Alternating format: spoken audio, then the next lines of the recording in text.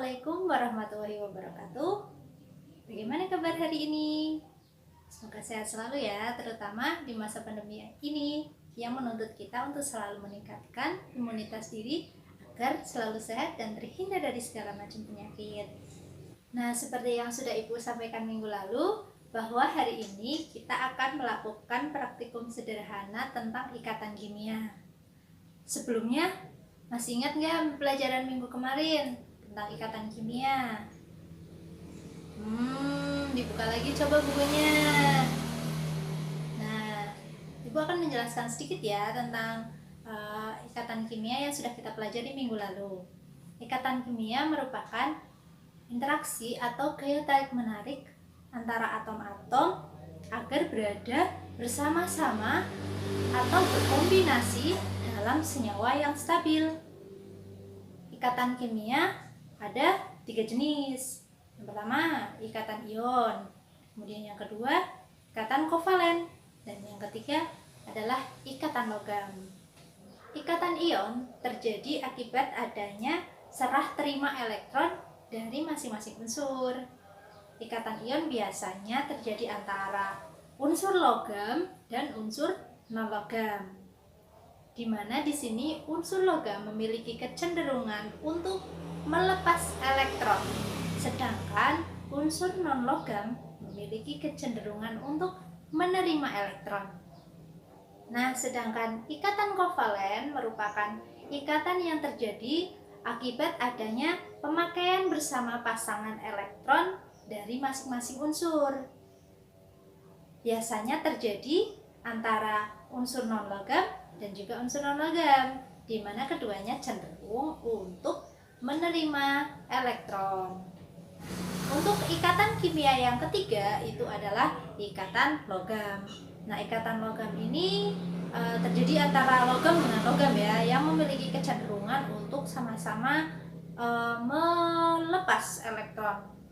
Nah, sekarang kita masuk ke pembelajaran hari ini tentang praktikum sederhana ikatan ion dan ikatan kovalen. Di sini nanti ada 2 percobaan. Yang pertama, untuk membuktikan adanya ikatan ion pada suatu senyawa dilihat dari karakteristiknya. Sedangkan yang kedua, untuk membedakan antara kovalen polar dan kovalen non-polar dilihat dari karakteristiknya. Baiklah, nggak usah lama-lama ya. Sekarang kita siapkan alat dan bahannya dan mulai praktikumnya. Yuk. Percobaan yang pertama bertujuan untuk membuktikan dalam suatu senyawa terdapat ikatan ion atau tidak. Dilihat dari karakteristiknya. Nah, sebelum kita memulai percobaan ini, kita harus tahu dulu karakteristik dari senyawa ionik. Nah, apa saja sih karakteristik dari senyawa ionik? Yang pertama, dia dapat larut dalam pelarut polar seperti air. Yang kedua, dalam bentuk padatan, senyawa ionik tidak dapat menghantarkan listrik, sedangkan dalam keadaan larutan atau lelehan dia dapat menghantarkan listrik. Nah, di sini sudah ada alat dan bahan untuk percobaan yang pertama.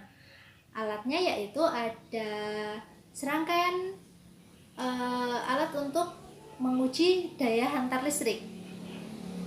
Di sini bisa dibuat sendiri secara sederhana dengan bahan-bahan yang sederhana juga.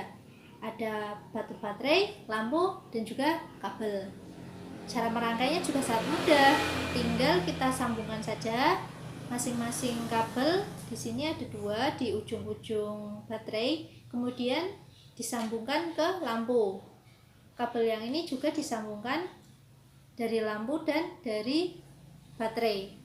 Nah, di ujung sini kita bisa memberikan logam, bisa terbuat dari besi, baja, dan lain-lain yang bisa mengantarkan listrik. Kemudian untuk bahannya ada air, kemudian ada soda kue, garam, dan gula. Nah, langkah yang pertama, kita harus pastikan dulu bahwa serangkaian alat ini bisa berfungsi dengan baik. Caranya yaitu yang pertama dengan kita menyatukan ujung-ujung logam dari kabel-kabel ini. Nah, apabila di situ lampunya menyala, maka terbukti bahwa alat hantar listrik ini bisa digunakan untuk menguji daya hantar dari suatu senyawa. Langkah yang kedua, kita akan melarutkan senyawa-senyawa yang ada di sini, ada gula, garam, dan soda kue dengan pelarut air.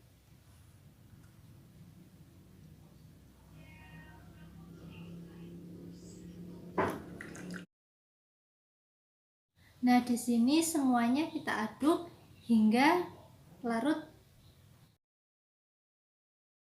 Nah, setelah tadi sudah dilarutkan dalam air dan juga sudah kita aduk hingga larut, ternyata dari ketiga senyawa ini, ketiga-tiganya larut dalam air.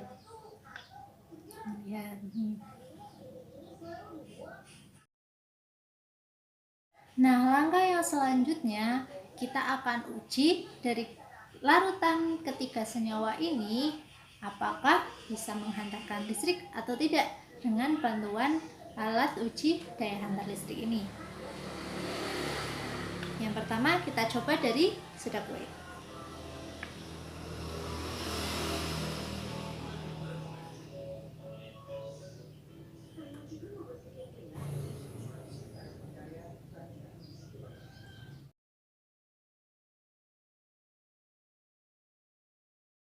Sekarang kita coba yang larutan garam.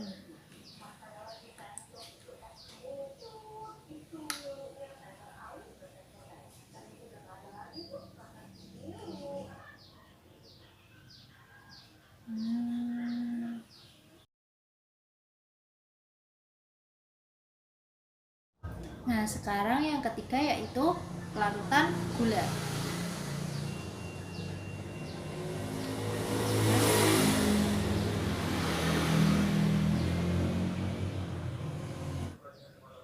Menyala ya.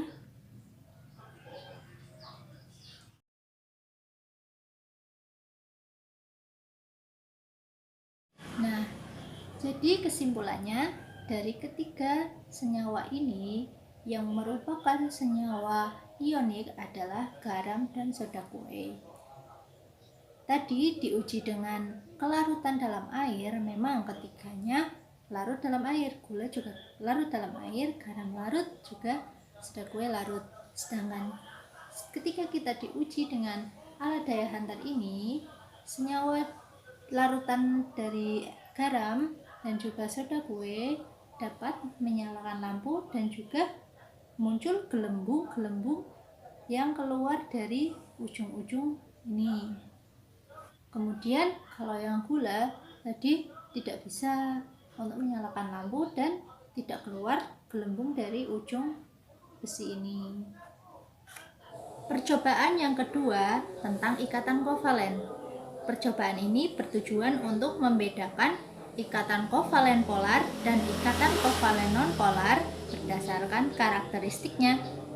Nah, sebelumnya kita harus tahu dulu apa itu ikatan kovalen polar dan ikatan kovalen non-polar. Ikatan kovalen polar adalah ikatan kovalen yang pasangan elektron ikatannya tertarik ke salah satu atom. Biasanya terjadi pada atom-atom yang memiliki perbedaan keelektronegatifan. Sedangkan ikatan kovalen nonpolar adalah ikatan kovalen yang pasangan elektron ikatannya tertarik sama kuat ke arah atom. Nah, di sini sudah ada bahan-bahan yang akan digunakan untuk percobaan yang kedua.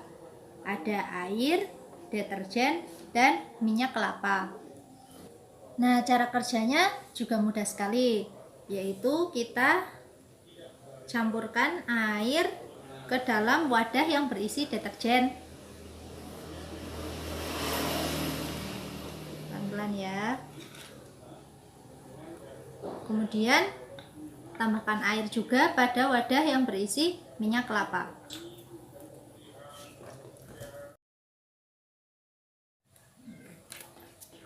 Kemudian kedua wadah ini kita aduk